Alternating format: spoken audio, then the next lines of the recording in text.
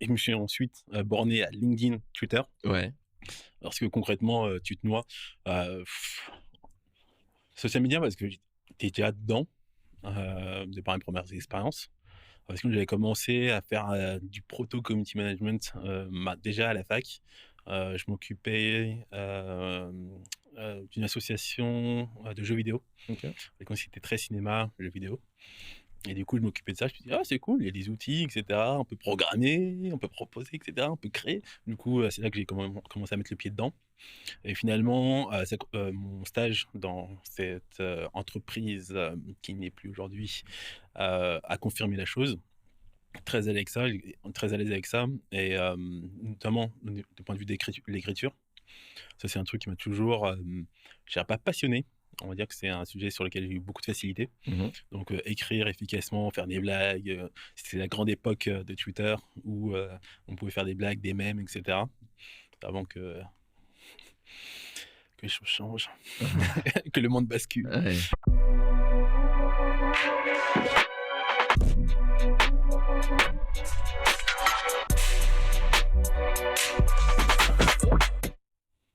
Social media, growth, personal branding. Vous l'aurez compris, notre invité du jour est un passionné de digital. Comment accompagne-t-il ses clients sur des campagnes sur les réseaux sociaux? Comment aussi il les accompagne en personal branding? C'est ce que nous allons voir aujourd'hui. Salut Dimitri, Salut Jérémy. comment vas-tu?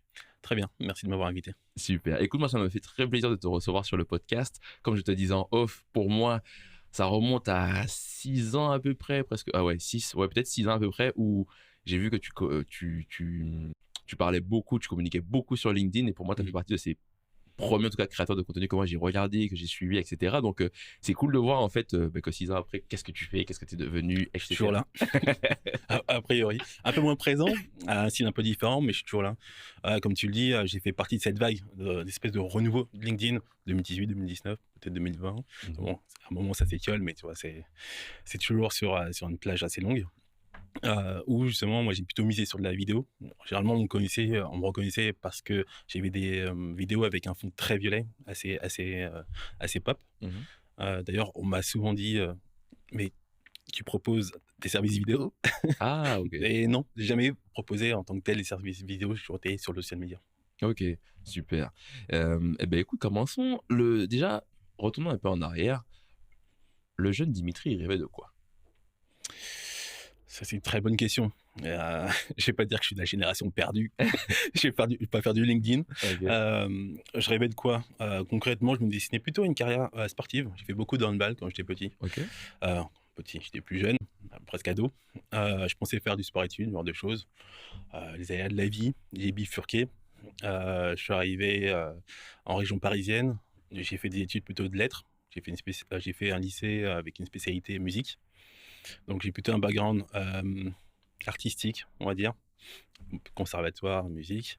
Et finalement, j'ai fait de la fac de lettres, sociaux. Euh, donc, j'ai pas pu prévoir plus jeune. J'ai pas créé ma trajectoire de vie. J'ai rien respecté. Bon, Ok. je vais dire honnêtement, j'ai rien respecté. Et finalement, je me suis retrouvé dans le marketing. Pourquoi? Parce qu'il y a quand même beaucoup de sociaux dedans. Et il y a une partie aussi très technique où il faut comprendre l'autre, adresser le sujet et derrière analyser la data. Donc, je me suis retrouvé entre le côté artistique où il y a quand même une partie de création non négligeable et la partie technique où on va analyser la donnée. Ok, super. J'ai vu que tu as été vendeur maraîcher. Toi, tu as fait une excavation, tu allé chercher tout en bas de mon profil LinkedIn. Je suis allé voir. Mm. Parle-moi de cette aventure. Qu'est-ce que ça t'a apporté? La passion des personnes qui se lèvent tôt. Ok. Concrètement, se lever à 5, commencer sa journée à 5 heures quand il fait nuit en hiver, à vider des sacs, des caisses d'épinards Ok. mouillés. Ça forge un peu.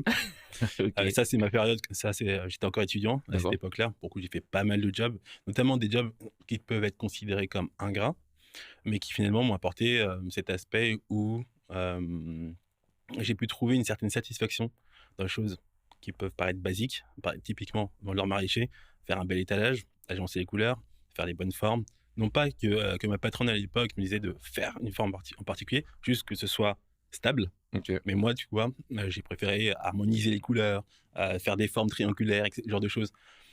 C'est vraiment ça, finalement, que ça m'a apporté. Déjà, savoir se lever pour travailler. Là, j'ai l'impression d'avoir 50 ans, mais réellement, finalement, c'est quelque chose que j'applique encore aujourd'hui, parce que je me lève assez tôt. Ma période de travail, c'est vraiment 5 heures, 13 heures. C'est là où je suis le plus productif. OK.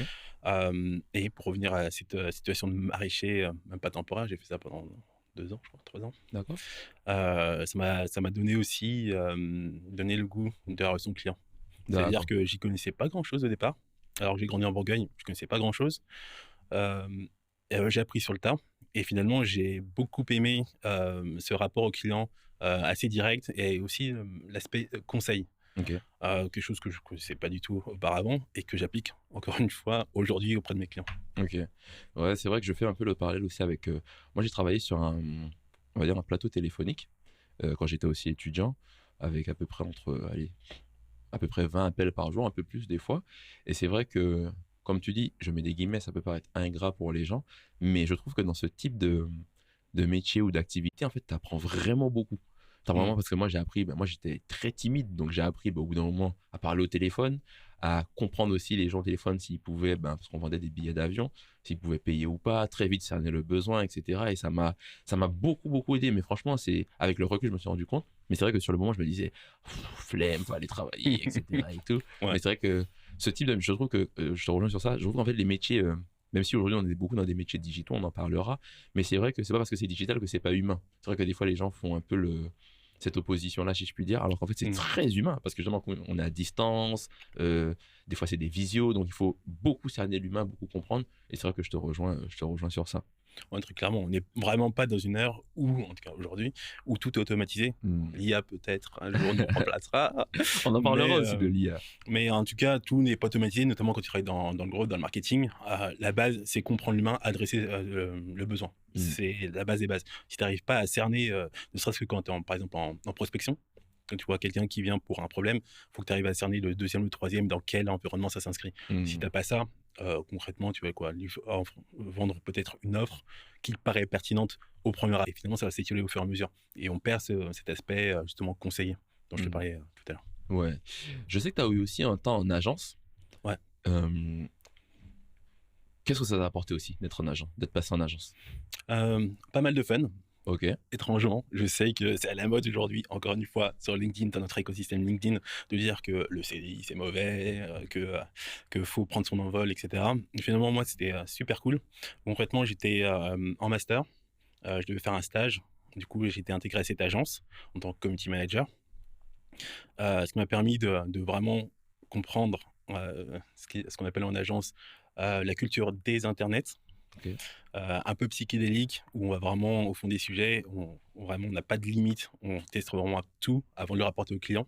C'est ce qui fait la force aussi généralement des agences, c'est que l'esprit créatif en agence se permet justement de casser leur propre mur pour ensuite avoir un gestionnaire de projet qui va un petit peu réussir à réduire la marge, on va dire, trop artistique pour la rendre plus pragmatique et pouvoir la proposer au client.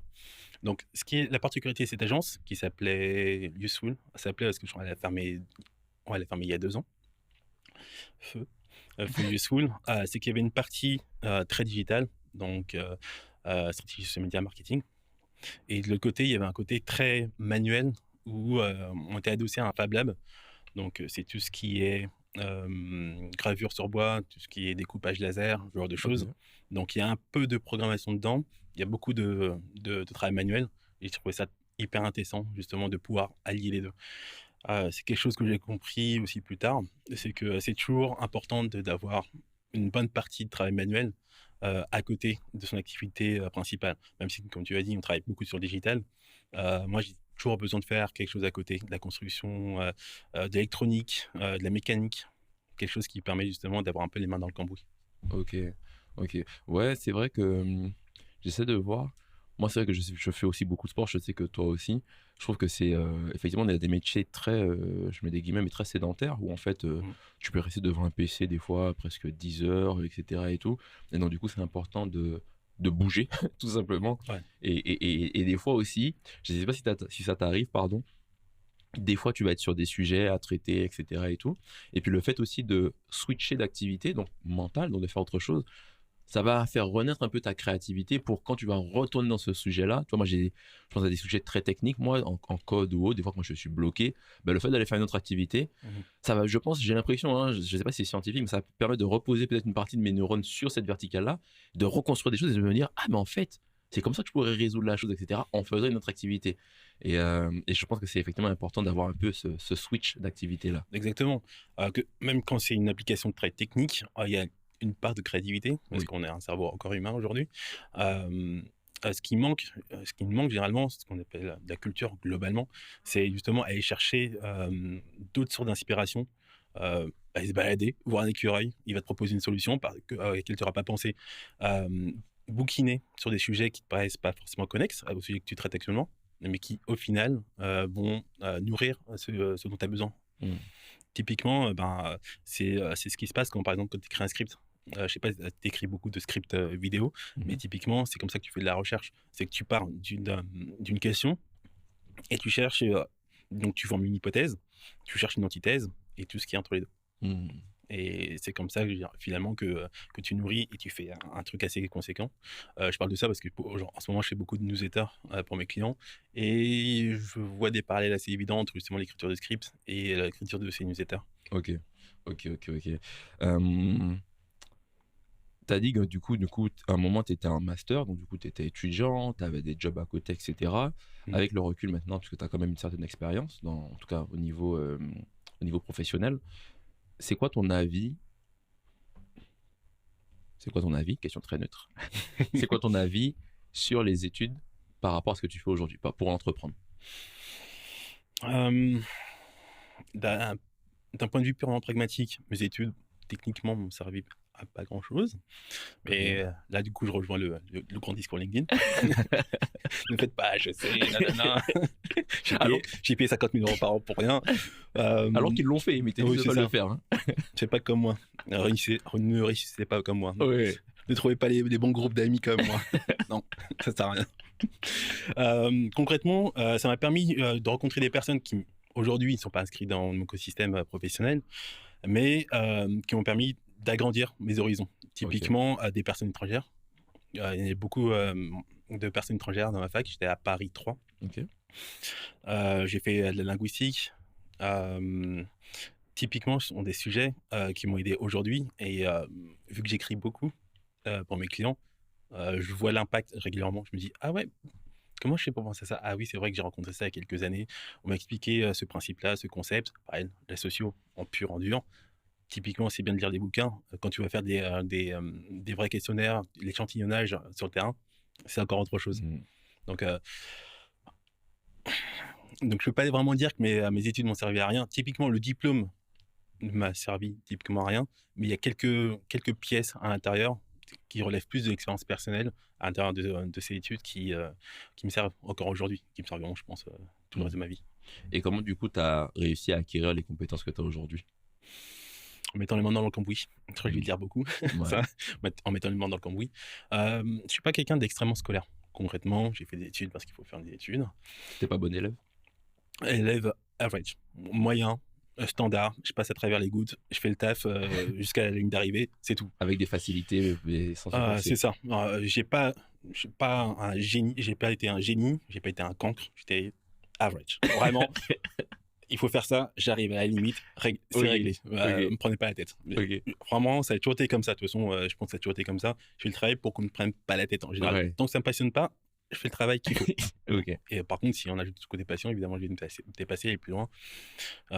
Et justement, c'est comme ça que je travaille, c'est que je mets les mains dans le cambouis parce qu'il y a des sujets qui m'intéressent énormément. Du coup, je vais passer des semaines, des week-ends à juste travailler sur un sujet, creuser des concepts, à tester, par exemple des automatisations, etc.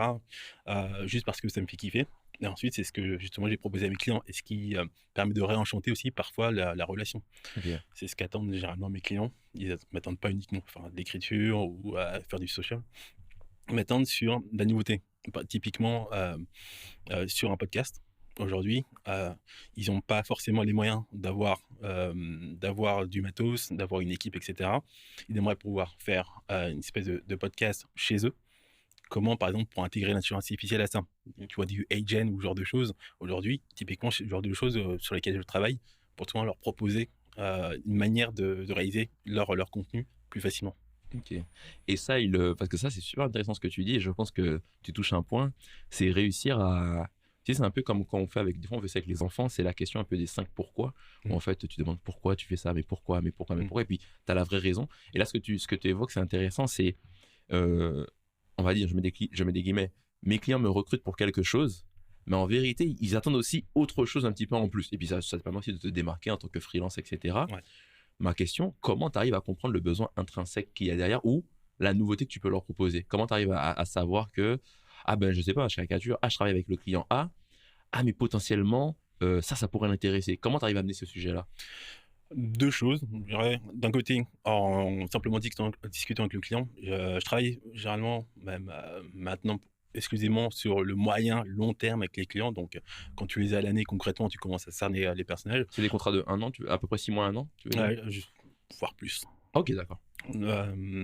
Et justement, ces clients, je vois bien, il y a pas vu que je suis dans une niche assez tech, il y a pas mal de nerds et ils sont assez friands justement d'une nouveauté, D'accord. technique, technologique. Du coup, c'est assez facile pour moi de détecter ce genre de choses. Et de l'autre côté, c'est que parfois, je leur propose plein de choses. Je trouve un truc cool, je dis: «Ah, ça pourrait s'appliquer à son profil, à son cas, à ses besoins». Je lui balance, il me dit: «Ah, c'est cool, on en fait quelque chose?» «Oui, non, peut-être, en étage, dans 6 mois, 1 an, on verra». Hmm. Donc il y a vraiment ces 2 côtés-là. La compréhension vraiment du profil et le fait que je sois en veille et que je fasse pas mal de recherches et que je puisse j'ai j'ai la liberté et la flexibilité de leur proposer finalement, toutes ces nouveautés. Ok. Toi, tu as une appétence de code, etc., coding, programmation de J'ai code. arrêté au HTML et au CSS, Ah ouais? si ça compte.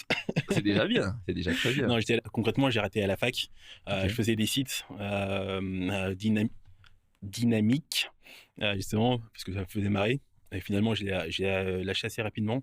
Je me suis vraiment orienté sur le côté, marketing, data, social, compréhension, des besoins. Pourquoi? Je ne sais pas, je sais plus. Hmm. Il faudrait que je reconnecte les points en arrière, Hmm. mais c'est vraiment ça finalement qui m'a accroché Hmm. puisque le code, j'ai trouvé ça cool au début, ensuite, trop rébarbatif, trop ça m'a embêté, je préférais faire des belles phrases. D'accord. Après, c'est vrai que si tu dis que t'es pas très scolaire, parce que ce qui est marrant, c'est que, parce que moi, j'ai beaucoup codé à une époque. C'est vrai qu'il y a une partie créative dans le code, mais il y a aussi une partie très process. Ouais. Très... En fait, la vérité, c'est qu'on te dit souvent, un bon codeur, c'est pas celui qui va faire plein de lignes de code, qui va avoir le plus de lignes de code à la journée, etc. C'est celui qui est capable d'écrire du code et que quelqu'un passe après lui et qu'il comprenne ce qu'il a fait. Mmh. Et donc, du coup, pour ça, forcément, tu as un peu une norme. Tu dis, ben voilà, je sais pas, hein, une balise, ça se met de telle façon, une classe, voici comment on l'a fait, etc., etc. Et effectivement, il y a un côté où, moi, je codais beaucoup après, j'ai commencé à avoir du PHP, mais après, j'ai beaucoup codé en Ruby on Rails. Et c'est vrai qu'il y a un peu un framework qui est utilisé, une marche à suivre. Mmh. En fait, tu prends n'importe quelle application et tu sais où vont se trouver les éléments. Et en fait, pour débugger, c'est très rapide parce qu'il y a un peu une norme. Et c'est vrai que, je mets des guillemets, si tu es trop créatif, en fait, ça se voit dans le code. Tu vois. Je me disais, Ouais. mais qui a fait ça, tu vois? Et donc, je comprends ton point. Ouais, il y a mon petit frère qui est dev et D'accord. il m'en a déjà parlé. Ok. Ouais. Parfait. Et une question, je pense, qui revient souvent et j'ai hâte d'avoir ta réponse.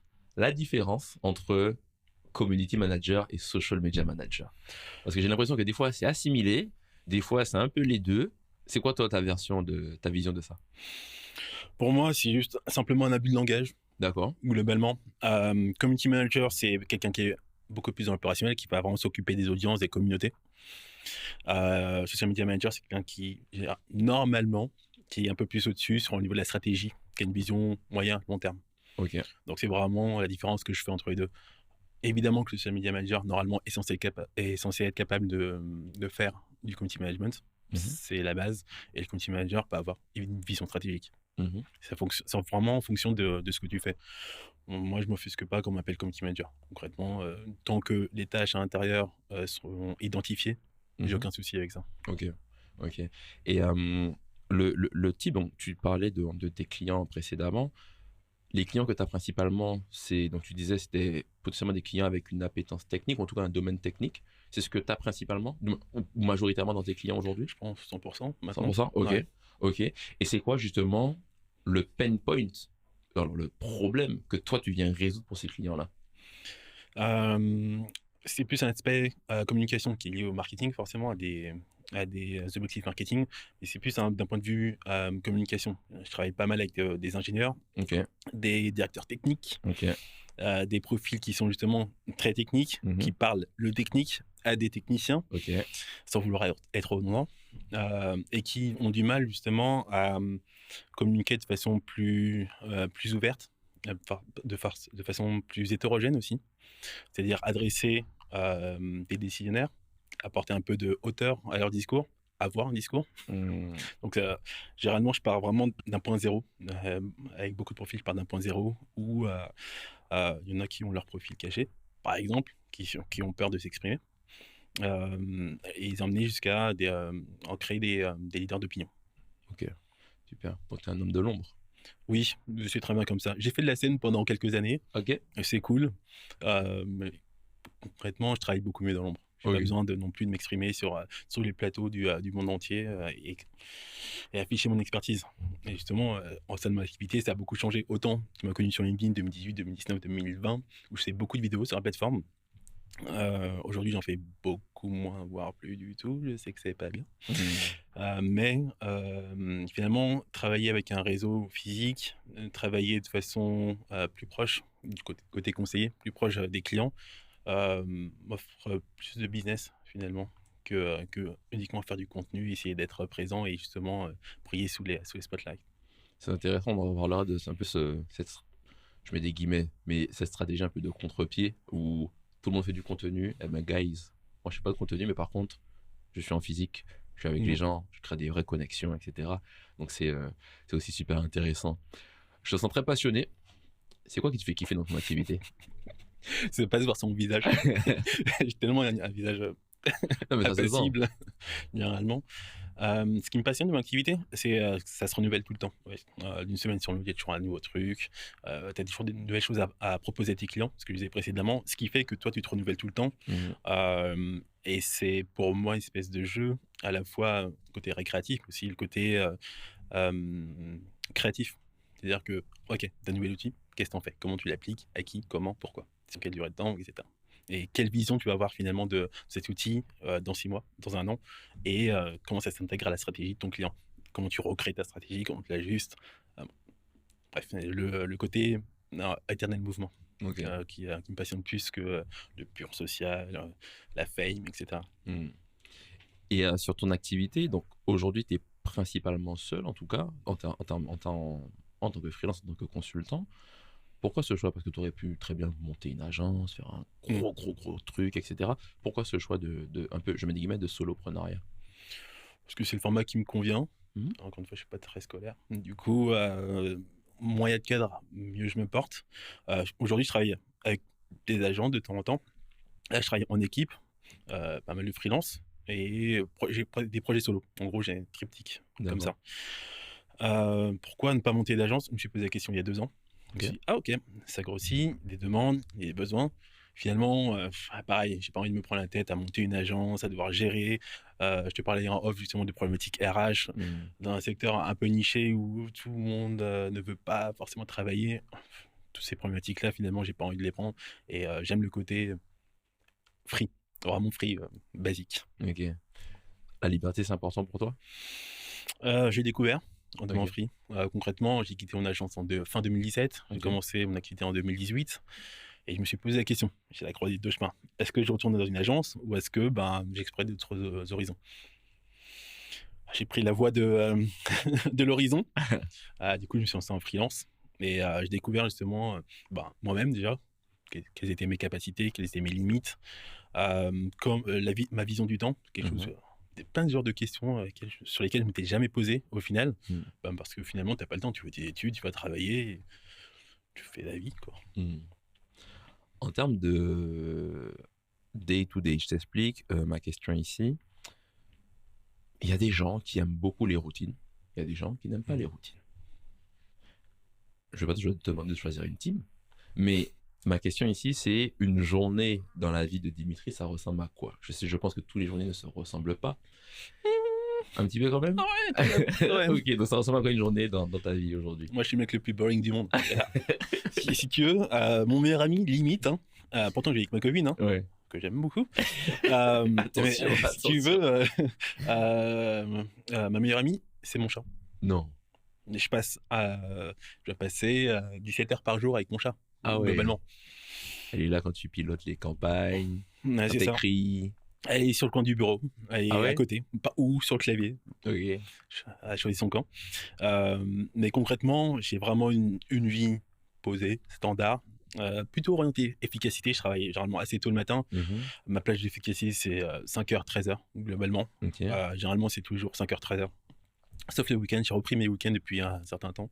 Parce que je me suis dit, bon, il n'y a pas besoin de non plus cravacher Ok. le week-end. Ça permet de passer plus de temps avec ma copine, notamment. Mhm.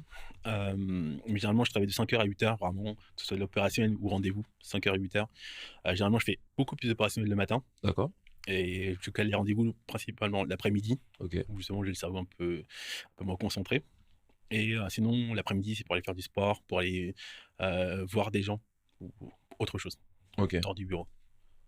Parce que c'est vrai que tu as évoqué un point, tu vois, tu disais, je pense, hein, que on est beaucoup, au début en tout cas d'une activité, à se dire, surtout quand on se lance en freelance, on se dit, ah ouais, voilà, va falloir que je travaille beaucoup, va falloir que je sois visible partout, que j'essaie Mhm. de prendre un peu tous les projets, etc. Et en fait, on cravache, on cravache, on cravache. Et en fait, on se rend compte que, alors, déjà, je pense au début, en tout cas, les week-ends n'existent pas. Ouais, C'est-à-dire, tu travailles vraiment beaucoup. Et puis, comme c'est mêlé aussi à la passion, exact. c'est difficile pour toi de te dire à quel moment c'est de la passion, à quel moment c'est du repos, à quel moment c'est du travail, etc., Mhm. etc. Et toi, justement, à quel moment, et ça c'est intéressant parce que à quel moment tu arrives à te dire, oh là, attention, peut-être que je travaille un peu trop, peut-être qu'il faudrait que je crée peut-être des petites soupapes de sécurité, si je puis dire. Donc ça peut être le sport, ça peut être, comme tu dis, des balades, ça peut être passer du temps, etc. Mais à quel moment tu arrives à faire un peu ce shift, si je puis dire, de euh, work hard, je travaille beaucoup, à je travaille mais intelligemment Mhm. et de façon un peu plus structurée. Je pense que j'ai commencé vraiment à passer cette vitesse il y a peut-être 3 ans, D'accord. donc à peu près la moitié de mon expérience de freelance, où oui, au départ, bah déjà, tu n'as pas trop d'activité, donc tu vas chercher de l'activité coûte que coûte. Donc c'est un peu H24, c'est faire du réseautage sur LinkedIn, faire du réseautage en physique, donc tu traverses Paris, tu vas dans tous les trucs, dans tous les meetings, etc. Et rencontrer des clients, et ça, tu fais ça tout le temps finalement. Je pense que c'est un passage presque obligé si tu as pas de réseau établi. Et je trouve pas ça non plus dommageable, dans le sens où il y a une période où tu dois vraiment accélérer, où tu es à fond, et des périodes où tu dois être un peu plus posé, prendre un Mhm. pas de recul, rétablir ton plan d'attaque et pour pouvoir repartir sereinement. Donc je pense pas que ce soit un problème au début. Il faut juste que ton activité ne repose pas uniquement sur ça et que tu fasses pas pendant 6 ans une activité où tu vas chercher du client tout le temps, toute l'année, que tu sois aux quatre coins de la capitale. Quand est-ce que tu prods, j'ai envie de te dire. Mhm. Donc, pour répondre à ta question, je pense que ça fait à peu près 3 ans où j'ai commencé à m'établir un cadre de travail un peu plus rigide, un peu plus strict. Notamment, cette plage-là, 5h, 13h, ça doit faire 1 an et demi, 2 ans, vraiment, que j'ai trouvé que c'était la plage optimale. Ok. Avant, je travaillais principalement, pareil, le matin, un peu plus tard. Et finalement, quand je prod, je me rends compte que je suis plus productif le matin et surtout que, en optimisant, c'est à force d'optimiser tous les process, chaque process, avec chaque client, sur chaque tâche, que ça m'a permis justement de cruncher un peu et de compresser ce temps de travail. Donc aujourd'hui, concrètement, mon rythme de travail est vraiment cool, dans Mhm. le sens où, je sais exactement ce que j'ai à faire tous les jours. C'est un peu boring. Je sais que ça peut être chiant pour pas mal de gens de se dire que, OK, de 5h à 9h, il va proder sur tel client parce qu'il fait ça tout le temps, tous les jours. Et de 9h à midi, il va proder sur tel client parce qu'il fait ça tous les jours. Mais moi, ça me va. Cette stabilité me va. Et ça me permet de savoir exactement ce que j'ai à proder, quand est-ce que ça va être délivré et être garant de la qualité. Mhm. Et ça, moi, c'est la base, pour moi, c'est la base de l'activité. Savoir exactement ce que je vais pouvoir délivrer, en quelle quantité, quel volume et à qui.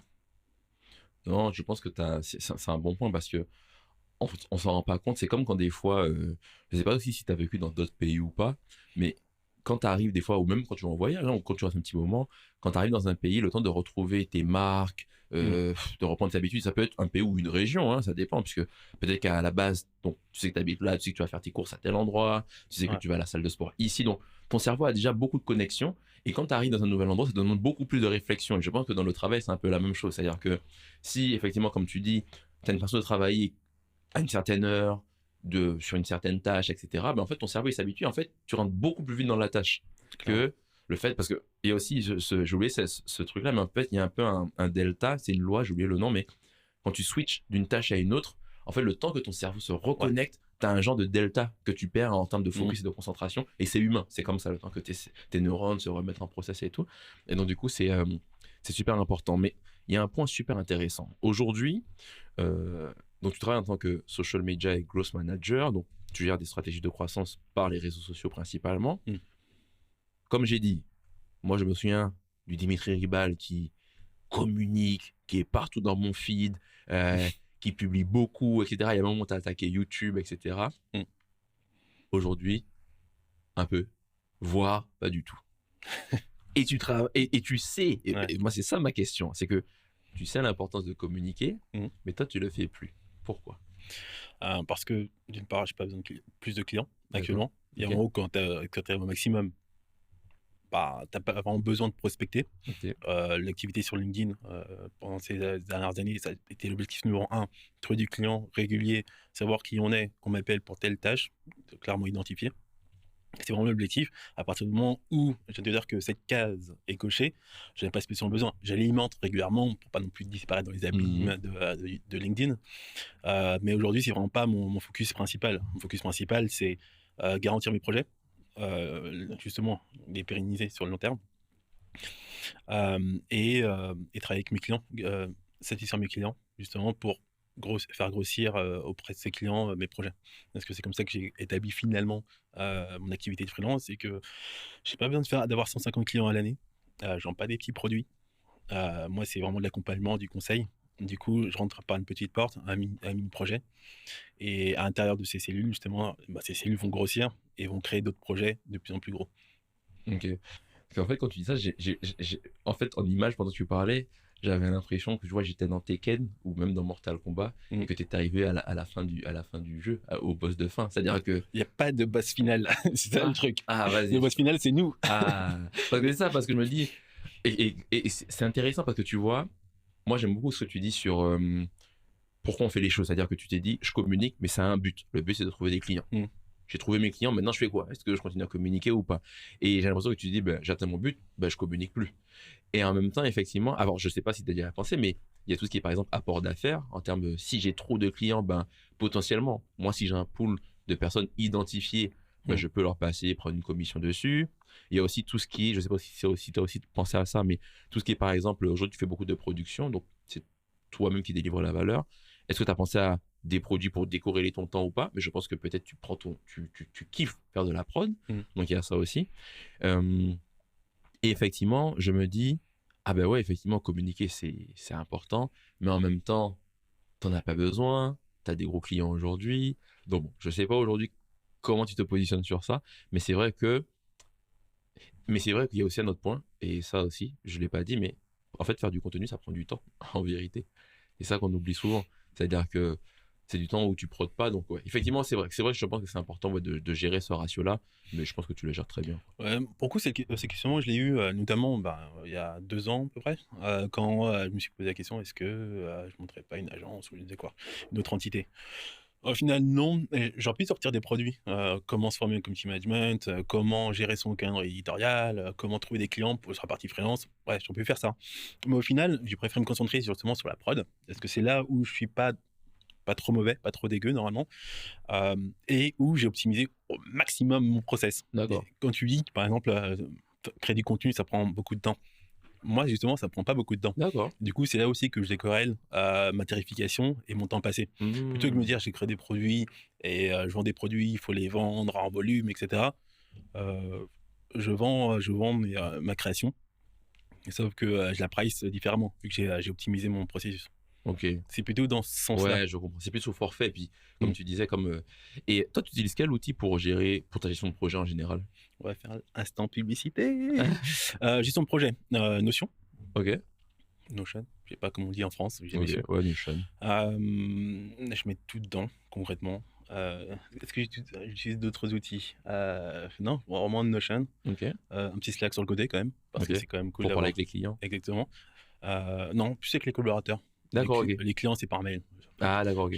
Un mec old school. Ok. Moi, les clients, j'aime bien les avoir sur mail. Les collègues sur Slack. D'accord. Ouais, c'est tout. Pas de téléphone. Ok. Le téléphone et moi, ça fait deux généralement. À mon téléphone, il reste en veille, en mode avion, pas en mode avion, en silencieux sur le côté. Ok. Et je le regarde quasiment jamais. D'accord. Et C'est je fou. traite mes mails, première chose, quand je me lève à 5h.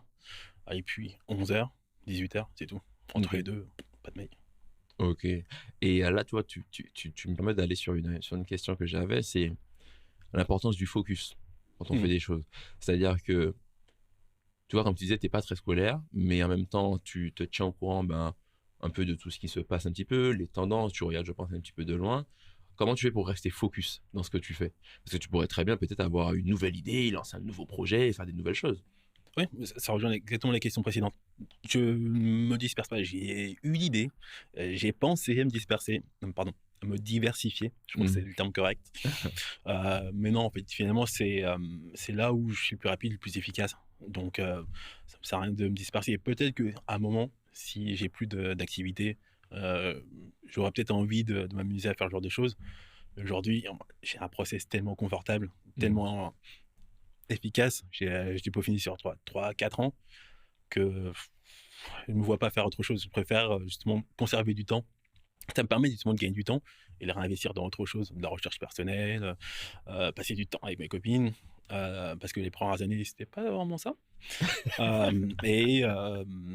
Et typiquement, aller faire du sport, D'accord. prendre le temps, discuter avec les gens, Ok. assister à un podcast, typiquement. C'est l'upgrade. Est-ce que tu as déjà fait ton test MBTI ou pas du tout? Oui, Est-ce que tu te souviens ou pas de ton... c'est un truc violet. Ouais. Ah, le violet, je sais pas c'est lequel. Mais il Ouais, y en a il y en a plusieurs, mais... plusieurs, ouais, c'est ça. Ouais, bah, j'essaye avec ma copine, justement. Ok.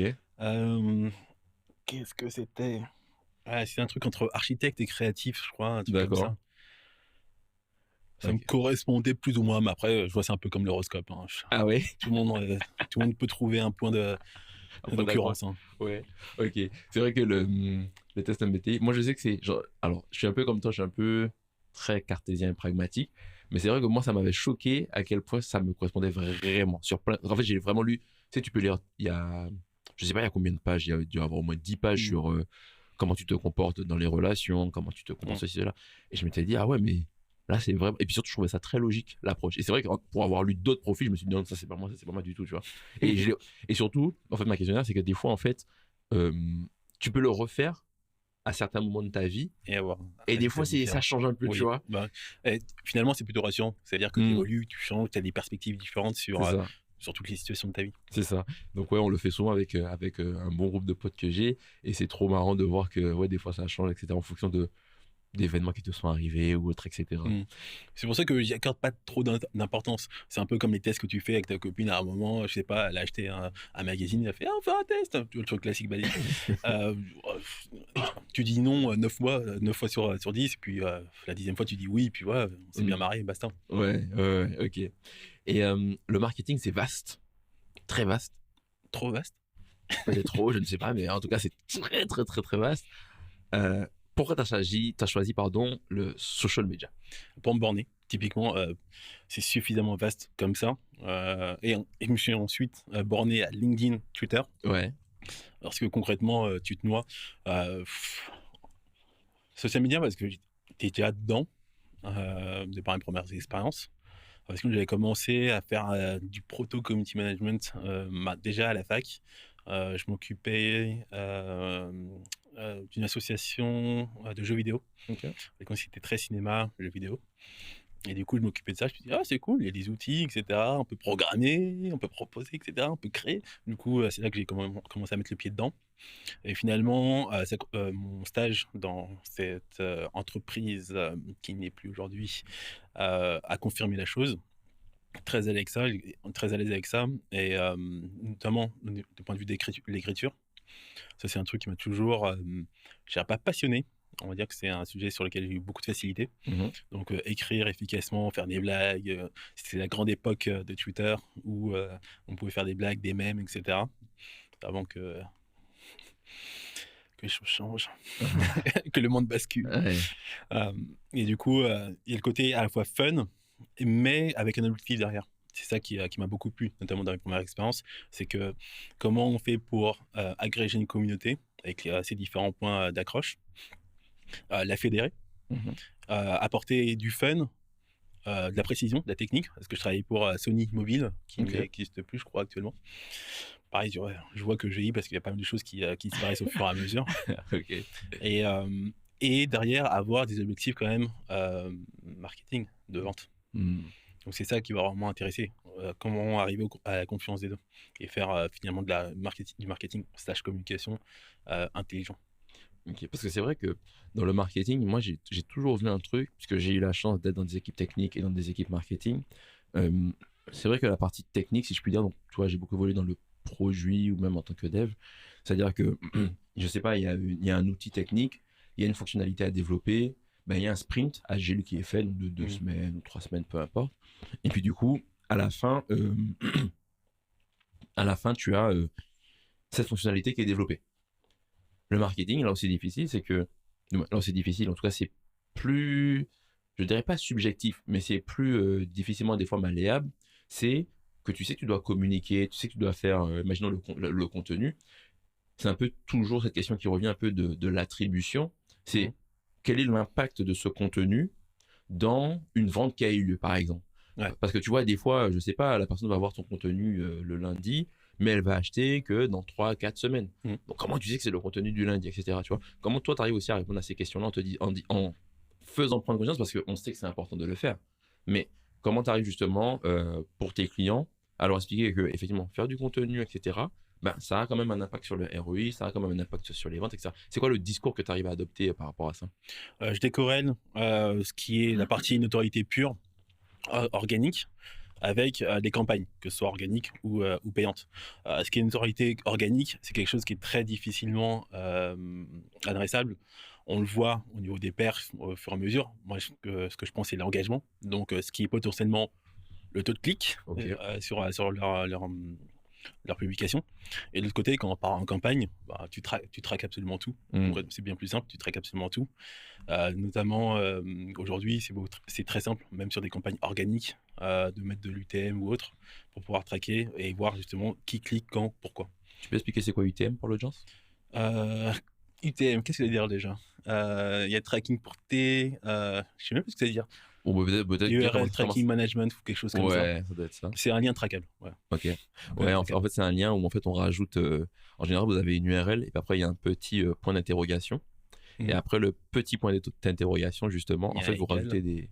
Ouais, voilà. Et il y a plein de paramètres pour justement qu'on sache que ah, c'est le lien qu'on a mis sur LinkedIn Mhm. tel jour, peut-être avec tel post, qui nous permet en fait, ça remonte la donnée en général des fois dans Google Analytics ou d'autres outils que vous avez et qui justement permettent de, si je puis dire, de quantifier, comme tu disais, le taux de clic ou bien une fois que la personne elle a cliqué, ben, quel a été son parcours sur le site Mhm. web ou etc. etc.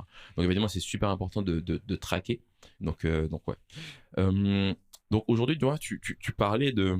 En tout cas, il y a tous ceux qui vont faire donc, du contenu, etc. C'est qui va être un peu de l'inbound marketing, si je puis dire. Donc les Ouais. gens vont venir à nous parce qu'on a créé du contenu, qu'on a délivré de la valeur, qu'on a démontré une expertise, qu'on prend une certaine position d'autorité, etc. Et toi, du coup, tu as une autre approche, comme tu disais, qui est plus traditionnelle, en disant, bah écoute, j'ai fait du contenu, très bien, mais aujourd'hui, j'ai des clients qui sont satisfaits, et au final, le fait de développer ces relations, des vraies relations humaines avec ces clients-là ou autres, Mhm. bah en fait, je suis un peu, comment je dis, un peu, je mets des guillemets, un peu off-market, mais j'arrive justement à avoir des missions par rapport à ça. Donc, explique-nous aujourd'hui comment tu trouves tes clients principalement, ou comment c'est eux qui t'ont trouvé, etc. Comme je disais précédemment, généralement, je fais un petit projet qui grossit. Il y a cette partie-là. Ma première mission et j'ai trouvé par Twitter. J'ai discuté avec un gars sur Twitter. Comme par hasard, il avait une agence, il avait un besoin. Bah, ça s'est fait comme ça et c'est ce que je faisais. Moi, je le fais moins aujourd'hui parce que les projets sont déjà là et ça ils sont à gérer sur 1, 2, 3 ans. Ce que je faisais avant, c'est beaucoup de rencontres physiques.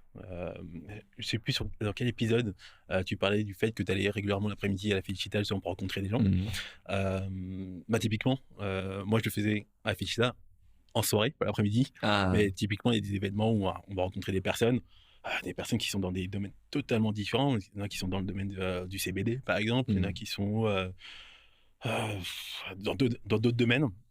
Et c'est comme ça finalement que tu fais des acquaintances et c'est comme ça que tu fais des croisements et maintenant j'ai plus de carte de visite, mais le côté carte de visite avant, ce que je faisais moi, c'était sur LinkedIn justement, il y a je sais pas si ça existe encore, c'est tellement longtemps que j'ai pas fait ça, le côté, Un QR code? le QR code Ouais. exactement. Du coup, les gens étaient là: «Ah, je savais pas qu'on pouvait faire ça» et cetera. Du coup, ça faisait un point d'accroche, tu vois? Il y a toujours un moyen finalement pour que les gens se souviennent, Ouais. pour qu'ils puissent se dire: «Ah ouais, regarde, à un prochain événement, on fait ça sur LinkedIn». Il y a un mec qui m'a montré: «Ah ouais, mais c'est qui ce mec qui fait Ah. le côté social et rentrer dans le cerveau des gens, ça fonctionne pas mal, ne serait-ce que sur une petite feature comme ça. C'est vraiment pas mal. Et c'est comme ça finalement que tu trouves pas forcément les plus gros contrats, Mhm. mais en tout cas les premiers contrats qui permettront d'avoir des gros contrats derrière. Ok, et du coup, sur la partie, donc effectivement, sur la partie, ok, je dirais ouais, comme tu disais, un peu le pas dans la porte, le premier contrat, ça, on est ok. Et ensuite, toi, tu parles beaucoup de ce projet qui grossit, ou en tout Mm. cas, de ce projet, peut-être naissent d'autres besoins, etc. Est-ce que c'est toi qui identifies ces besoins-là et tu dis, ah ben les gars, vous avez peut-être besoin de ça, ça, ça, je sais aussi le faire, ou est-ce que ça vient du client parce que tu as bien travaillé? Comment ça se passe, le fait qu'on passe et surtout, est-ce que ce projet-là pour lequel on te recrute au début ou avec lequel tu vas travailler, Mm. il a déjà vocation à grossir, ou il y a quand même un peu de Dimitri qui dit, les gars, il y a moyen de faire grossir ce projet-là? Un peu des deux. Un peu des deux, ok. Je sais que c'est la réponse horrible, Ah non, non, mais non, très bien. c'est un peu des deux. Généralement, on me missionne. À la fin de cette mission, concrètement, j'ai aussi mon devoir de conseil, où je vais dire: «OK, on est arrivé là, on a atteint ou pas atteint l'objectif». On l'a atteint généralement. Mhm, Hem, ouais, ce que je peux te proposer après? Soit on va plus loin avec toi, soit par exemple, il y aura d'autres personnes avec lesquelles on peut travailler justement pour t'aider, toi, mais aussi pour les aider et aider in fine l'entreprise. Il y a cette partie-là, donc je crois que c'est ta première option et la deuxième option où OK, voilà ce que je vois pour vous. On commence par étape 1, 2, 3 et ça va se déployer sur, je sais pas, 1 an, 2 ans. mhm, Donc pour le coup, il y a vraiment les 2 facettes, de la gestion de projet. ok. Généralement, ça commence plutôt par la première option où, justement ils ont besoin de tester un peu, ce que je suis capable de faire, ce qu'on peut leur proposer Mhm, et ensuite derrière ça se développe au fur et à mesure. ok. Alors, ça fait quoi? Donc, tu as dit 2018, donc ça fait 4, 5, 6, ouais, presque, ouais, environ 6 ans que tu fais ça. Mmh. Le pricing. Quand on est un jeune freelance, même si on sort d'agence, le pricing, je te dis ça pourquoi? Parce que c'est Mmh. toujours un truc où, je dirais pas que ça fait peur, mais des fois, juste on sait pas. Et puis, même si on nous conseille sur des trucs, on va se dire, ouais, tu prices ça, mais si toi, t'es pas à l'aise avec ce pricing-là, des fois, c'est difficile de le faire. Je te dis ça. Je te donne l'anecdote. Euh, Moi, j'ai eu la chance d'avoir un mentor qui m'a aidé, donc, du coup, en 2017 pour lancer mon activité de freelance. Et je me souviens que il me dit, voilà, je lui dis, voilà, j'ai un client potentiellement. Moi, je vendais des sites web. Et il m'a dit, voilà, bah, ce site-là, potentiellement, tu peux le chiffrer à 5 000 euros. Je dis, wow, 5 000 euros, jamais de la vie, c'est trop cher. Mmh. J'étais Ouais. étudiant, je suis un petit étudiant, je touche, je crois, 900 euros en alternance, quelque chose comme ça. Je vis de ma petite coloc, etc. Donc, 5K, je me dis, ouais, c'est ça. C'est Dans mon énorme! paradigme de l'époque, ça fait Ouais. beaucoup. Mmh. Et il m'a dit, oui, oui, et puis il me l'a dit naturellement. Donc, je l'écoute pas, mais je chiffre le site web à 3 800 euros de mémoire. Ouais. 3 800, genre je mets 4 000 euros, je dis petite Tu dis entre les réduction. 2, ouais. Voilà. 3 000, je me dis, voilà, je suis à l'aise avec ça. Parce qu'en fait, le pricing, il y a un truc très intéressant, c'est que si t'es pas à l'aise avec, ça se sent directement. Ouais, et Tu vois. c'est une espèce de syndrome d'imposteur finalement. Voilà, T'es pas légitime à avoir un tel prix, quoi. c'est ça. Et du coup, je chiffre ça. Donc, je vais voir le client, je fais un peu une démo. Je lui dis voilà ce qu'on peut faire et tout. Puis, Mmh. j'avais déjà fait une page du site web. Je lui dis ben voilà ce que je sais faire. En fait, très vite, je lui montre que je sais faire en fait ce qu'il me demande, quoi. Mmh. Je dis voilà, je peux faire ça, regardez, on peut faire ça, ça, ça. Là, on peut changer les couleurs. En fait, j'arrive très vite en fait avec cette méthode-là de passer de à est-ce qu'on va travailler avec Jérémy à directement c'est combien, parce que du coup il voit le truc. Et moi je me souviens, mais rares sont les fois où j'ai eu peur dans ma vie, mais là j'avais vraiment peur, tu vois. Je me dis ouah, j'avais imprimé mon petit devis sur une feuille et tout, mais j'avais pas encore sorti le devis, tu vois, Mmh. parce qu'on était en présentiel. Et puis il me dit ben ça coûte combien, etc. et tout. Je lui dis alors attendez, je vais vous montrer le devis. Et puis je me souviens, je suis là, je prends le devis en tremblant. Je lui sors le devis, je lui dis regardez et tout. T'as déjà fait un devis en amont? Comme ça, Donc, t'as j'avais déjà fait préparé ton devis? Ouais, j'avais vraiment, ouais, très carré le gars, tu vois. J'ai préparé mon devis, etc. Et je sors et je lui transmets le devis. Il me dit, ah, 3 800 €. Ok. Il fait le chèque. Il me dit, tenez. Et je me dis, 3 800 €. Et je me souviens, je marche dans la rue et je regarde le chèque. Je me dis, j'ai 3 800 € là. Là, je gagne plus que ma mère là. Et je sais que le site va me prendre moins de 2 semaines à faire, hein. Et quand je vois ça, je me souviens, j'appelle du coup mon mentor. Je lui dis, ouais, j'ai réussi à vendre le site. Il me dit, tu vois, je t'avais dit qu'il faut le vendre à 5 000. Je lui dis, non, je vais dire 3 800. Et il me dit, et il a signé direct? Il me dit oui. Il me dit, tu vois, ça veut dire que t'as pas pricé assez cher. Il a pas négocié, c'est que c'était pas J'ai cher. rien négocié. Donc, moi, j'aurais bien aimé savoir, est-ce que tu as eu ces voies internes de pricing et comment tu as géré ça? C'est horrible. Mon rapport à l'argent était assez limité finalement. Ok. Ben, je fais un job, on négocie pas le salaire. Mm. Je fais un job, j'ai un salaire à la fin du mois, je peux payer mes sorties, mes charges fixes, basta. Je suis passé de ça à comment je fixe mon salaire. Déjà, il faut le calculer. C'est ça. Le niveau de rentabilité et tout ça, il faut le calculer. Et arriver auprès du client, comment tu justifies? Je suis personne, je viens de nulle part. Ouais. Euh, et quels sont les prix? Quels sont les prix du marché? Tu vas regarder sur Malte, tu demandes, etc. Surtout que je connaissais personne. Ouais. Toutes les personnes que je connais, ils sont en CDI dans leur boîte. Ils sont peut-être payés beaucoup, mais ils n'ont pas négocié. C'est pas à la mission non plus. Mm. Donc, j'étais là, genre, ok. Du coup, j'ai fait plein d'erreurs. Évidemment, je pense comme beaucoup de personnes. Donc, tu es là, tu prices hyper bas parce que tu dis, il me faut de la mission. Il faut que ça soit accepté. Toi, le côté première victoire, il faut cumuler les premières victoires. Puis à un moment, tu te dis, oh, je suis pas du tout rentable. Je passe mes journées dessus. Je suis payé des cacahuètes. Mm. C'est vraiment ça mon projet de vie, finalement. Et puis, il y a un moment où t'en as marre, finalement. Tu passes un cap. Moi, je me souviens, c'était avec une agence RP à Boulogne. Mhm. Je travaillais 2 jours pour eux par semaine. Et j'étais là, genre, vas-y, on s'en fiche. De toute façon, j'ai un peu de clients. Au pire, s'ils n'acceptent pas, tant pis. Ouais. Et là, je suis passé, je crois que c'était 350 € au jour Ok. à 1 000 € au jour. J'ai fait, allez, on y va. Ouais. Et là, ok. J'ai fait, ah ouais, en fin de compte, il n'y a pas de limite. Concrètement, il n'y a vraiment pas de limite. Tant que la personne en face voit le bénéfice, la plus-value, Exactement. il n'y a concrètement pas de limite à ton pricing. Tant que tu apportes réellement ce dont il a besoin et que lui, il est rentable sur son projet, il n'y a pas de limite, mon gars. Donc, c'est pour ça qu'il faut chercher les plus gros projets possibles parce que les limites sont encore plus là. Mm. En fait, c'est intéressant que je dis parce que moi, je dis toujours que la vente, c'est une histoire où ton client ou la personne en face doit sentir qu'elle a fait une bonne affaire. Et il n'y a pas, en termes de valeur absolue, rien n'est cher. Je m'explique. Je te dis par exemple une bouteille d'eau à 1 000 €, tu vas me dire c'est cher. Je te dis un Audi, un Q7 à 1 000 €, tu vas me dire c'est pas cher. Donc en fait, 1 000 € en soi, c'est ni cher ni pas cher. Ça dépend de qu'est-ce que tu mets derrière. Et c'est vrai que moi je sais qu'en tout cas au début, c'est une sorte de valeur perçue. Ouais. Si la valeur perçue elle est plus haute que 1 000 €, le client fait une bonne affaire. Et pour lui, payer 1 000 €, c'est très bien. C'est même peu cher.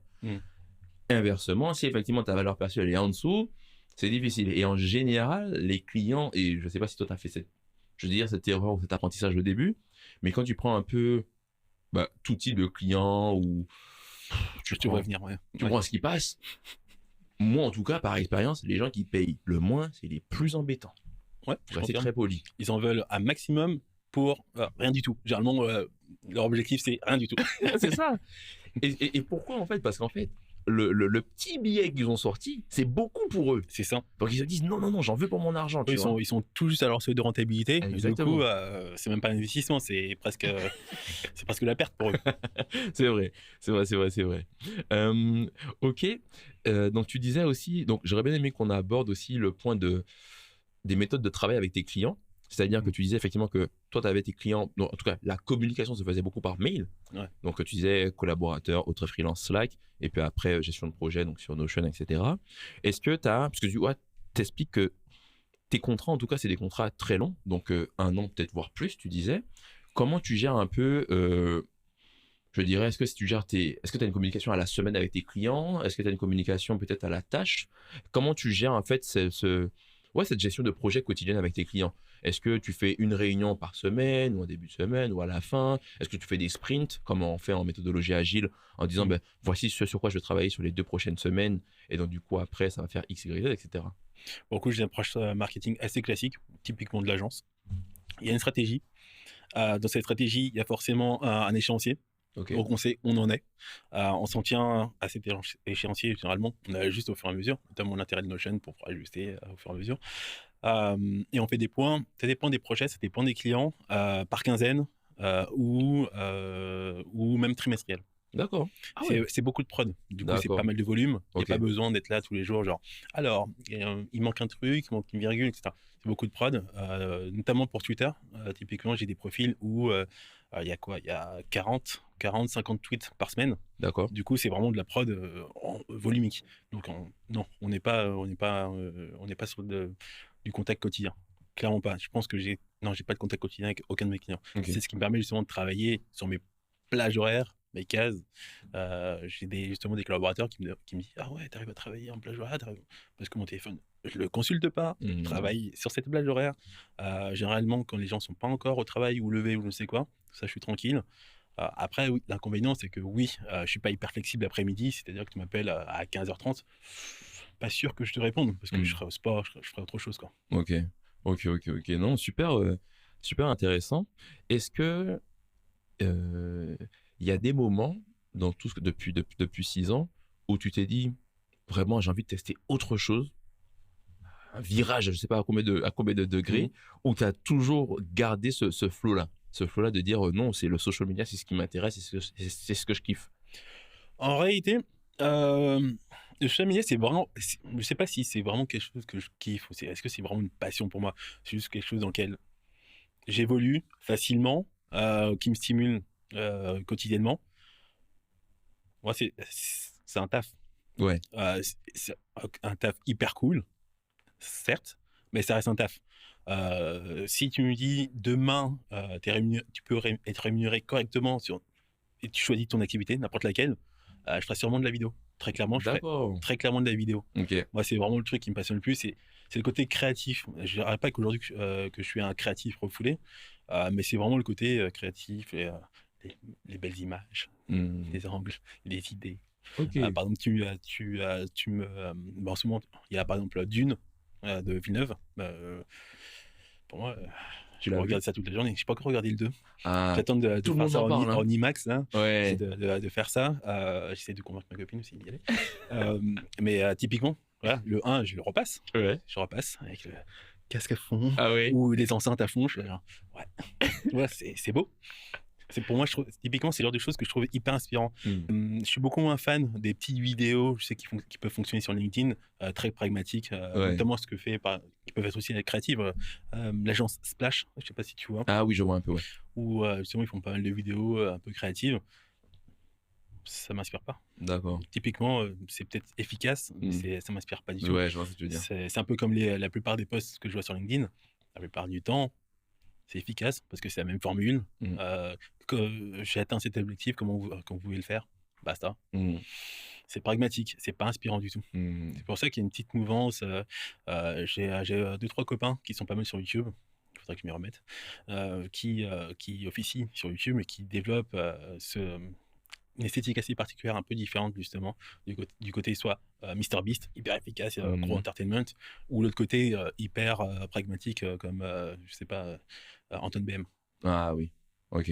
Ouais, non, moi je trouve que YouTube, c'est vraiment Ouais, c'est un lieu pour moi où, en fait, toute créativité a sa place. Il n'y a pas une formule magique, je trouve, sur YouTube, j'ai l'impression. Exact. Dans le sens où, déjà, je trouve que c'est l'un, et tu me contrediras si c'est pas le cas, mais je trouve que c'est l'un, en tout cas, des réseaux où, en postant ta vidéo aujourd'hui, potentiellement, si elle est bien faite, etc., ou autre, elle va croître dans le temps. Ouais. Moi, je sais qu'il y a des tutos que j'ai fait sur YouTube, mais des vieux tutos avec un vieux micro, etc. J'apprenais aux gens à faire du scrapping, à récupérer des données. J'avais un client pour récupérer les adresses mail des mairies. J'avais créé un bot en full automatique. Cette vidéo-là, elle est montée pas beaucoup, à 3000 et quelques vues, mais je reçois des messages constamment par rapport à cette vidéo, tu vois. Tu as des commentaires, comment tu as fait ceci? Ouais, Est-ce que c'était mis à jour? c'est ça. Et en fait, je trouve que c'est l'un des seuls où on est beaucoup, alors sur les réseaux sociaux, sur du snack content un peu, où Ouais, en fait, tu fais un truc, un reel, et puis 2 c'est jours plus tard. périmé, tu vois, en moins de 10 jours. Et encore 10 jours, je suis très, très clément. Je crois que LinkedIn change un peu. Je vois de Ouais, plus en plus de contenus qui datent il y a 2 mois, ok. notamment des contenus suggérés, Ah, bon, ok. qui ont fait beaucoup de likes. Et généralement, c'est que de l'anglais, anglophone, Ouais. sur la sphère française, assez peu. Mais je vois de plus en plus une belle évolution sur LinkedIn. Pour le coup, Mhm. encore une fois la plateforme la plus boring, Mhm. mais je trouve que c'est une des plateformes les plus intéressantes. Ok. Et ils se renouvellent quand même, ils font quand même pas mal de recherches. Ok. Et justement, notamment cette problématique de temporalité où ils essaient de recycler du contenu qui serait périmé selon les lois des réseaux sociaux, c'est-à-dire après 48 heures, quoi. Hmm. Ok. Et alors moi, tu as l'air vraiment ouais, d'avoir un laser focus sur ton activité, etc. L'entourage, Monsieur Ribal. La série? Mais tu penses quoi? Alors je pose la question parce que en général, en fait, des fois, ça dépend des gens, tout le monde est différent. Mais des fois, effectivement, quand tu fais que ton activité, ben, t'es beaucoup focus sur l'activité, etc. Et des fois, ben, comme tu disais, tu vois, je mets des guillemets, mais tu dois te forcer à prendre du temps pour toi. Ouais. Ok? Toi, en termes d'entourage, est-ce que tu es entouré, parce que toi, tu me dis que tu as quelques amis sur YouTube, qui font du YouTube, etc. et tout. Est-ce que tu es entouré potentiellement d'autres freelances comme toi, avec qui tu peux échanger, etc. Est-ce que pas du tout? Est-ce que tu es très solitaire, tu es sur ton truc? Je dis ça pourquoi? Ma question d'ailleurs, pour que tu puisses étoffer ta réponse, c'est qu'en fait, à un certain moment dans l'activité, donc au début, des fois tu prends des formations pour apprendre des trucs, etc. etc. Au bout d'un moment, tu arrives à un certain stade où il n'y a plus forcément de formation et le seul moyen, des fois, d'apprendre, c'est d'échanger avec tes pairs.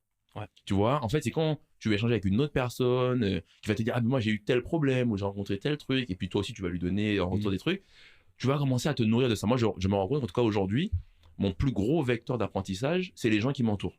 Tu vois, je parle au niveau professionnel, etc. Je me rends compte qu'en fait, en échangeant avec les gens, j'apprends un truc de fou. Tu vas me parler d'un outil, je vais dire, ah, bah ok, je vais tester parce que je sais que si tu me parles d'un outil, c'est que tu l'as testé de fond en comble, et en général, c'est que ça correspond à ton besoin, etc. Donc, toi, au niveau de l'entourage, est-ce que déjà d'un entourage par rapport à ça ou pas du tout? J'ai une question pour toi. Oui. Ensuite, je reviendrai sur la question. Ouais. Du coup, est-ce que toi, tu fais partie de Mastermind? Est-ce que tu as encore aujourd'hui un mentor? J'ai des mentors sur différentes verticales. Sur le business, alors, ce qui est marrant, c'est que moi, je me suis associé avec mon mentor depuis 2 ans. On est une boîte ensemble. Mm.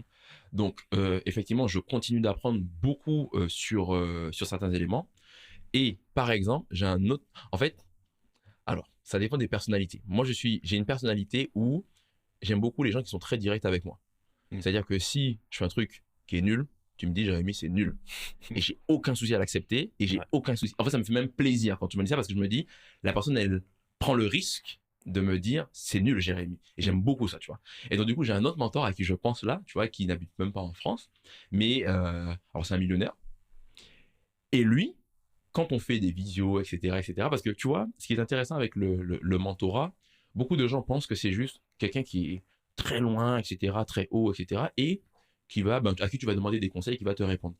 Moi, je prends ça, je pense toujours à une relation gagnant-gagnant, c'est-à-dire que le mentor ou autre, peut-être que sur certaines verticales, tu peux l'aider. Imaginons moi, tu vois, sur le growth, sur la tech, etc. Je vais voir son business, je vais lui dire, ah, mais ça, tu peux automatiser, etc. Et puis en fait, je vais lui rendre service sur un truc. Et puis lui, il va me dire, ah, trop bien, etc. Tu m'as aidé, trop cool, etc. Et puis inversement, il va m'aider sur d'autres trucs. Et j'en ai un autre, et je finis ma réponse sur ça, où lui, chaque fois qu'on fait une visio, on va parler de trucs, etc. et tout, je sais que je vais me prendre des tacles. Peu importe ce que je fais, il va me dire, tu dors.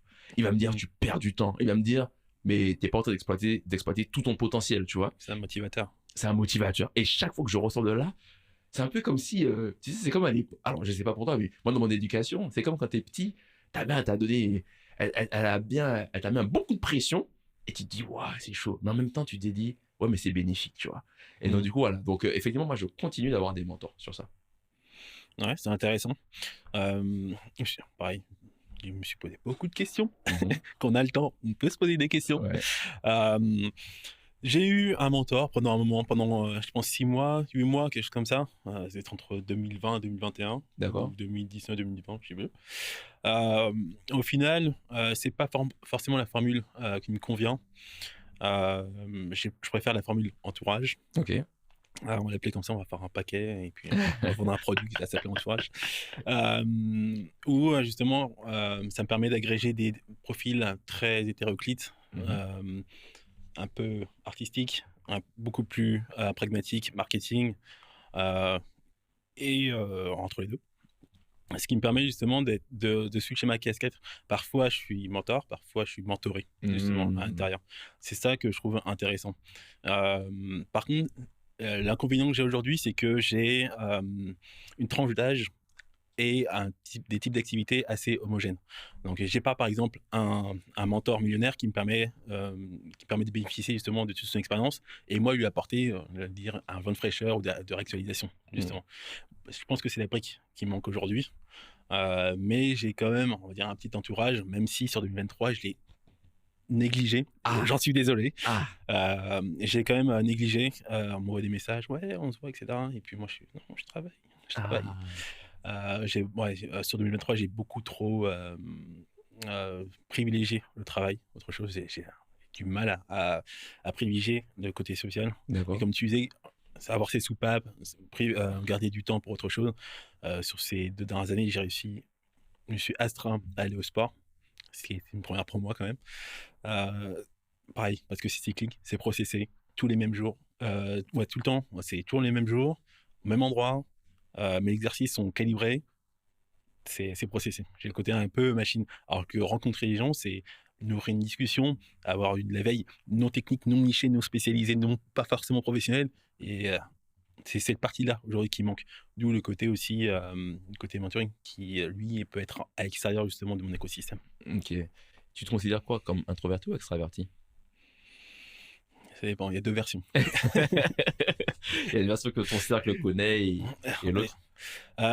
Vu que, je suis vraiment quelqu'un qui préfère travailler dans l'ombre et je suis vraiment une espèce de nerd de caverne, c'est-à-dire que je peux rester 20 heures devant mon PC dans le noir. D'ailleurs, je travaille principalement dans le noir, c'est pour ça que j'aime travailler tôt le matin et tard le soir parce que ça permet de me focus. Tu sais qu'on est une petite équipe comme ça, hein, à travailler. Moi, je travaille les volets fermés.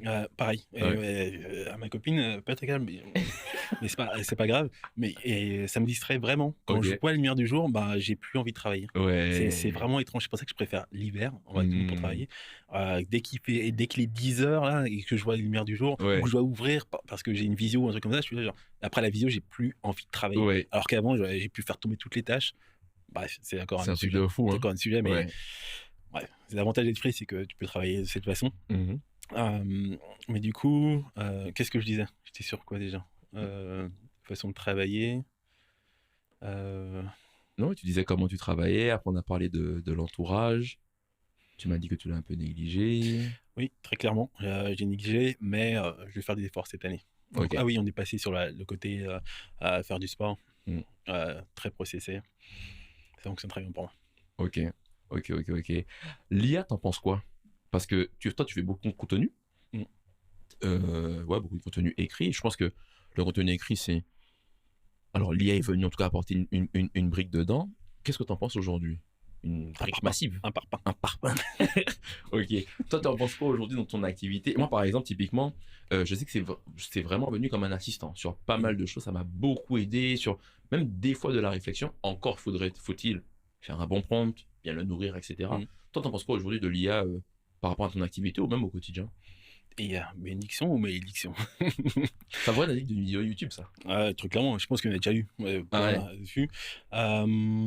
Pour moi, c'est très bonne chose. Ça va dans le bon sens. Derrière l'IA, je vois surtout de la facilité, comme tu dis, assistance. Moi, j'utilise au quotidien. Mhm. D'ailleurs, ça fait longtemps qu'on utilise de l'IA au quotidien, dans nos smartphones notamment. Mhm. J'utilise au quotidien, non pas pour faire de la rédaction pure, mais plutôt pour créer, des personas. Moi, j'ai pour ambition de pouvoir, typiquement pour les profils, avec lesquels je travaille, de les recréer en IA. Ça fait partie, j'en parlais en off, je crois, justement la possibilité de créer aussi des avatars et cetera en IA, Mmh. justement pour avoir un process bien plus simple en termes d'écriture, en termes de production visuelle et cetera. Moi, je vois ça comme ça, en fait, Mmh. l'IA. En termes d'écriture, ça, équivaut jamais à, à la patte, d'un profil. Parce qu'il a une diction particulière, il utilise certains termes que son audience ou même que ses proches vont reconnaître, parce qu'il a un registre plus ou moins élevé Mmh. et ça, tu peux pas vraiment le retranscrire Mmh. et surtout, l'IA, sauf si tu t'enregistres quotidiennement, tout le temps, il y aura pas, l'historique, de la personne. Mmh. Est-ce qu'à 14 ans, il s'est cassé les dents sur un rocher? Il va pas savoir. Mmh. Typiquement, le genre de choses que tu pourras pouvoir raconter ou glisser en anecdote ou t'inspirer, Ouais. sur lesquelles tu peux t'appuyer et que l'IA pourra, je pense, en cas pas tout de suite, répliquer. OK. OK. Imaginons que je te laisse tes compétences, donc tu gardes tes compétences, mais par contre, je t'enlève ton réseau. Si tu devais, recommencer à zéro, c'est-à-dire avec toute l'expérience que tu as et cetera, Mmh. si tu devais recommencer à zéro pour potentiellement arriver donc au niveau où tu es aujourd'hui ou aller encore plus loin, ce serait quoi ton plan? Allez, je dis 90 jours, tu vas pas y arriver en 90 jours, mais ce serait quoi ton plan si tu devais recommencer? Qu'est-ce que tu ferais différemment? Peut-être mieux? Qu'est-ce que tu ferais avant, après et cetera? Pour justement, revenir à là où tu es aujourd'hui? Hem, Au lieu de partir à l'aventure avec mon baluchon, on part sur une activité de freelance, hein, Ouais, à peu près la même. Au lieu de partir avec mon baluchon seul, dans la pampa, je pense que j'irai sur des plateformes comme Malte, par exemple. OK. Je mettrai plus de billes parce que ça permet justement de créer, une base de clients et à partir de cette base de clients, je repartirai un peu comme j'ai fait, aller à l'aventure, trouver des clients, singuliers Mmh. et en tout cas ne pas, laisser de côté ce côté fun. Mmh. Trouver des clients avec lesquels, je peux parler de Star Trek, je peux parler de références, très particulières. Parfois, on va beaucoup trop loin, d'art digital et cetera, Mmh. sans, j'ai pas envie de lâcher cette brique-là. Donc je partirais sur quelque chose de standard, efficace, genre Malte ou autre plateforme et je repartirais sur un côté très un peu plus aléatoire, on va dire, pour mes clients de cœur. OK. Imaginons que j'ai un pouvoir. Je te donne une disquette, je te dis, dans cette disquette, il y a une compétence. Et c'est une compétence que tu peux apprendre en instantané. Serais-tu né dans les années 90? Oui. La disquette t'a trahi. Ce serait quelle compétence que tu choisirais? Waouh! En instantané. Si tu Hem, veux, ça peut être une hard skill, ça peut être une soft skills, peu importe. Mais ce serait quoi? heu, un pouvoir de recherche, savoir rechercher. Je pense que c'est la pierre angulaire de toutes les compétences, de OK. toutes mes compétences en tout cas, savoir faire des bonnes recherches. OK. F En fin de compte, quasiment toutes mes compétences se sont construites comme ça.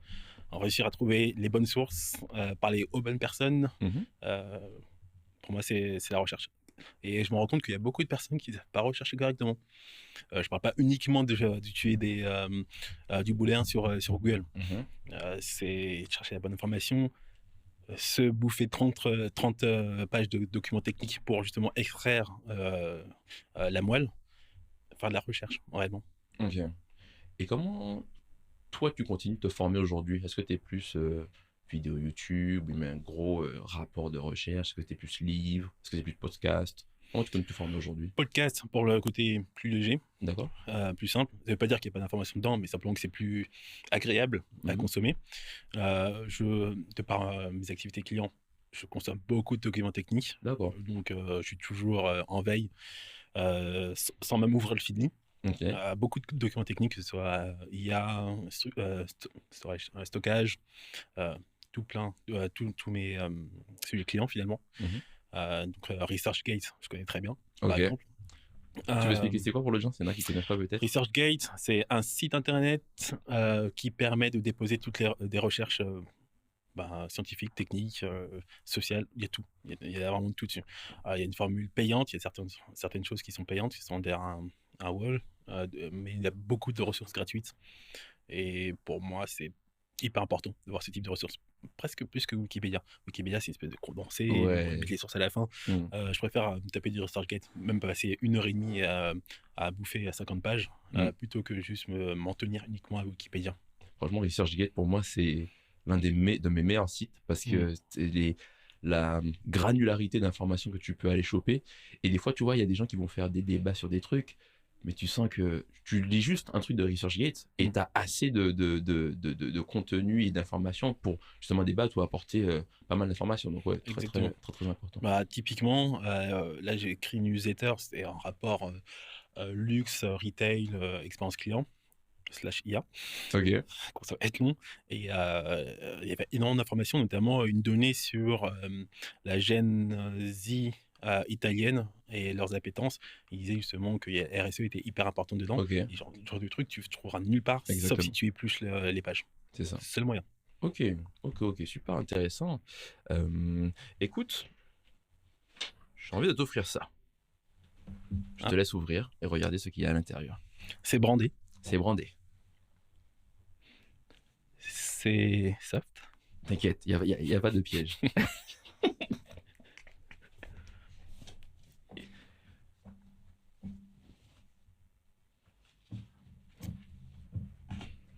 C'est un t-shirt brandé.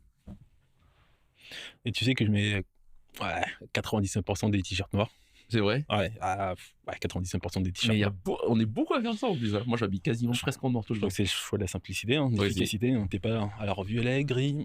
Aujourd'hui, non, ça va pas avec moi. Non. Ok, bon, en tout Ah, cas, merci. c'est bien choisi. Ouais, de rien. Écoute, est-ce que tu acceptes ce t-shirt? Volontiers. Ok. Par contre, il va falloir m'en fournir un autre, hein, parce que Plus grand. vu que je vais le poser, non, vu que je vais le mettre, il va s'user, je vais t'en commander d'autres, quoi. Ah, pas de souci. Il y aura un merch bientôt. La boutique en ligne, les petits produits, tout ça, tout ça. Merci, c'est sympa. Ouais, pas de souci. Bah écoute, en tout cas, en acceptant ce t-shirt, t'acceptes le défi de l'upgrade. Qui est On va commencer à parler maintenant. Finalement, j'ai plus envie de ton t-shirt. Alors, le défi de l'upgrade, il est très simple. En fait, effectivement, tu me parlais de soucis au niveau du recrutement sur ta verticale, sur les choses très techniques par rapport aux social media ou autres. Et ça, c'est un peu lié, parce que je l'avais noté, mais c'est un peu lié à ce que tu m'as dit dans l'épisode aussi. Moi, j'aurais bien aimé, en fait, que tu réussisses à créer un prompt IA qui, en fonction des ressources que tu vas lui donner, etc., donc technique sur ta niche, sur ta verticale, serait capable de t'assister dans la création de contenu technique. Donc un peu le projet que tu as évoqué sur un peu recréer les avatars, etc., ce serait un peu ça, parce que, en fait, là où ça va très loin, en tout cas, comme je trouve sur l'IA ou autre, c'est que, en fonction de l'input que tu lui donnes, donc ça peut être un document Word, un PDF, etc., il est capable d'être très pertinent si tu as un bon prompt. Ouais. Ok. Pour ça, effectivement, alors, tu auras 30 jours pour réaliser ce prompt-là. Donc, du coup, à la fin, on regardera, etc. et tout. Pour arriver en tout cas à ça, tu auras accès à un truc. La Dan. Les ressources de l'upgrade. Donc, les ressources de l'upgrade, en fait, vont te permettre justement, de toute façon, tu es déjà très curieux intellectuellement, mais vont t'aider justement à réussir ce défi-là. Ce défi-là, si tu le réussis, Ça va bien se passer. Je vais essayer de me faire confiance. moi, je te fais confiance. Ça, c'est le côté introverti. Débouchera sur une récompense. Un deuxième t-shirt. Je ne sais pas encore. Dans le cas contraire, sur une conséquence. Ok. Ok. Moi, je vais le réussir. Est-ce que tu acceptes ce défi? Volontiers. On se serre la main solennellement. On a aligné. Parfait. Écoute, super intéressant, super content. Est-ce que tu as un dernier mot pour les auditeurs? Croyez en vos rêves. Non, pour coup, tester plein de choses. Rester curieux, sans vouloir plagier Steve Jobs, je crois qu'il a dit. Rester curieux. Le freelancing, c'est un grand mot qui englobe beaucoup de personnes, beaucoup de choses. C'est comme social media manager. Sous-estimez pas LinkedIn. Ça me fait vivre depuis 6 ans, concrètement. Donc, c'est quand même pas mal. Et entourez-vous. Négligez pas vos contacts. Ok, super. Mais écoute, en tout cas, Dimitri, moi, je suis très content de t'avoir reçu sur le podcast. Merci pour l'invitation. Un plaisir. Super. Écoute, on a passé un super moment. Je pense que tu as apporté beaucoup de valeur sur ton histoire, sur comment tu gères tes clients, sur ce que tu fais au quotidien. Hâte de voir aussi comment tu vas attaquer ce défi. Et puis écoute, on se dit à très bientôt du coup. Merci à toi. Merci à toi. Ciao, ciao.